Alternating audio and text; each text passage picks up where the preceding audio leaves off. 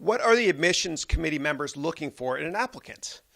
They're looking for somebody that's exceptional and unique, somebody with a different background, somebody that's going to add a tremendous amount of value to the incoming student body.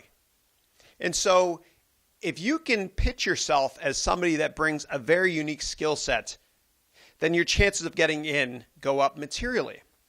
And so with me, what I did was I was applying to business schools in the States years ago, and I thought, as a Canadian, what do I have or what can I do that no other applicant is going to have from at least the United States? And so I went on exchange in Cuba at the University of Havana, Faculty of Economics. I had an amazing time. I loved it there. And I wrote one of my business school essays about this because I knew that no American would have this on their application. And so I want you to dig deep and think about your background, your accomplishments in your life, and I want you to stress how you're different and how you're more exceptional than the other applicants. So think about it from an admissions perspective.